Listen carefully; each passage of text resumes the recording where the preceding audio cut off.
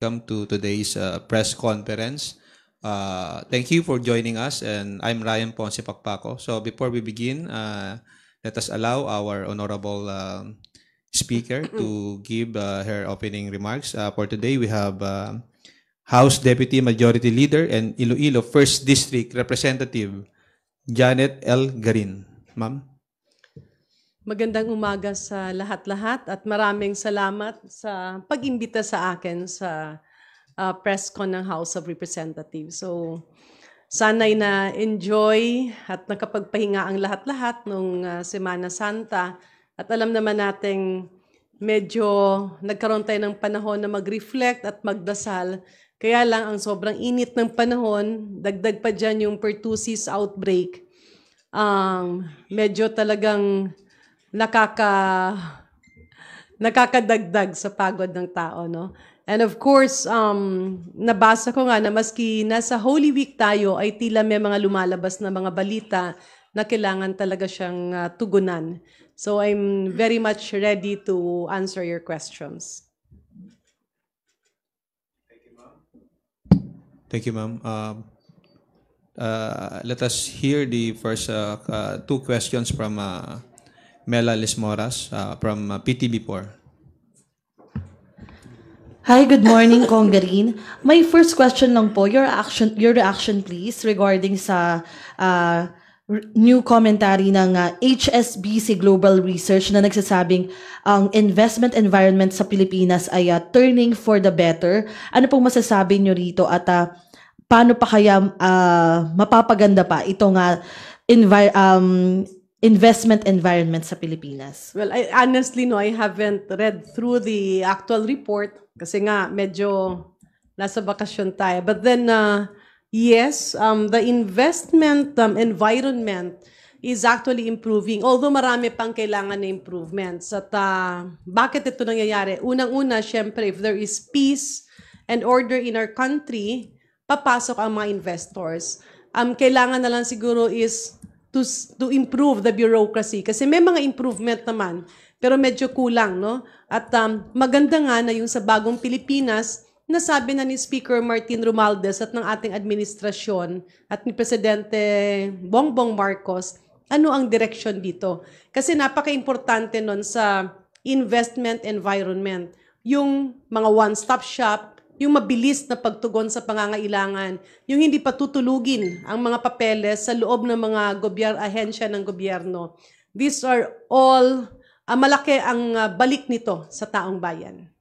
Opo. At isunod ko lang po, ma'am, actually nabanggit na kanina before the press con, may I ask your statement or reminder sa ating mga kababayan dahil sinabi rin ng Pag-asa na yung danger level heat index mararanasan pa ngayong Abril sa ilang panig ng bansa.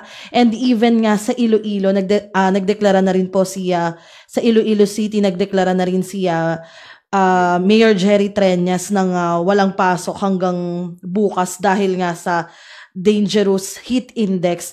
Ano pong paalala nyo sa ating mga kababayan hinggil nga dito sa init? And maybe you can also add about sa pertussis nga din po, your reminder sa ating mga kababayan. Well, yung init, this is all about climate change. At syempre, padami ng padami yung basura, kaakibat na dyan yung ating consumption in terms of power. Yan po ay mga contributory factors to climate change. So ano ba ang dapat gawin? Dahil hindi nga natin mapigilan ito at nandiyan na siya, so dapat talaga uminom ng tubig. So napaka-importante na meron kang baon na water bottle or water container. Kasi napaka-importante, huwag mong hintayin yung panahon na parang feeling mo uhaw na uhaw ka na. Andun pa lang yung konting desire to drink or nararamdaman mong mainit yung panahon, uminom ka na ng tubig. Kasi when heat stroke happens, minsan hindi mo alam na papunta ka na doon bigla ka na lang babagsak. So keep ourselves hydrated, that's very important. Yung ventilation ngayon, no? At yung oras, no, from 10 a.m. until 2 p.m., yan yung medyo masakit yung init. At hindi lang yan yung nararamdaman mo, but the radiation that comes with it. Kasi nga, yung ating ozone layer talagang naging manipis na. Marami ring sakit ang dala ng tag-init, maraming inuubo, maraming sinisipon, maraming magkakalagnat. Ang importante dito ay nakikita natin na hindi siya kunyari nilalagnat ka. Hindi siya ordinaryong lagnat kapag 2 days ay hindi siya naiibsan. Dapat matingnan na natin kasi baka yan ay dengue. At of course, alam naman natin nakakamatay ang dengue. Kapag may ubo naman at medyo hindi talaga na gumagaling after a few days, patingnan para kung yan pneumonia, magbigyan na ng dapat na antibiotic. At muling paalala sa ating mga kababayan, kapag ikaw ay nabigyan ng antibiotic ng isang doktor, dapat kumpletuhin mo kung ano ang nireseta niya. And never take antibiotics less than 5 days. At least 1 week nga yan. Kasi pag kinulang mo ang araw, ang ginagawa mo is mas ginagawa mong matapang yung bakterya.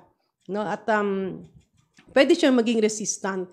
Hindi mo dapat ibase lang dun sa sintomas mo na akala mo wala na, medyo gumagaling ka na, pero hindi pa tapos yung scope ng pag-inom ng antibiotics hinto mo. Marami pang ibang reminders at sa mga babae, agawin ko lang ng konti.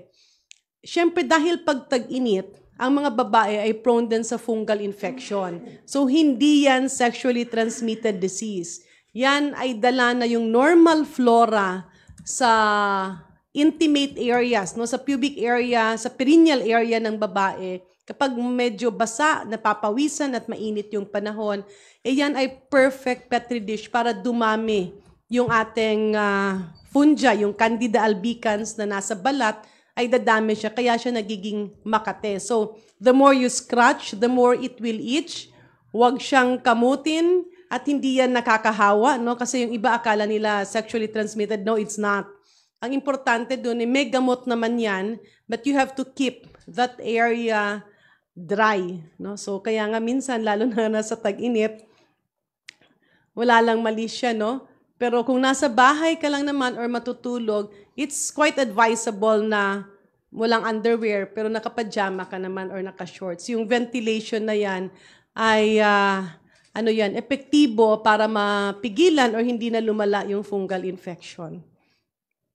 On pertussis, nakakalungkot because it is supposed to be a preventable disease. Nung panahon na wala pang bakuna against Bordetella pertussis, marami talaga ang batang namamatay sa whooping cough, lalo na yung mga 1-month-old up to around 6 years. Ito kasi yung critical period na yung bata, hindi pa mature yung kanyang immunity. Now, dahil may bakuna na binibigay, kasama yan dun sa diphtheria pertussis tetanus, DPT, 3 doses yan. Or minsan sinasama na siya sa 5-in-1. Minsan dun sa 6-in-1, yung pentavalent vaccine na 5-in-1. Ang binibigay yan in 3 doses kasi nga expected na magkaroon ng mga pertussis na infection kapag kulang ang bakuna. Kapag ikaw naman ay nahawa at ikaw ay bakunado, kaya mo siyang labanan. So, hindi siya nakakamatay. Unfortunately, nagkaroon tayo ng vaccine scare. Specifically, I believe the Department of Health has to address the elephant in the room. Kasi lahat itong, kung matitingnan nyo, nagkaroon tayo ng polio outbreak. Nagkaroon ng measles outbreak. Ngayon, pertussis outbreak. And maybe, if you compute, kasi usually 25 years yan. So if you put 2017, plus 25 years, that's 2042.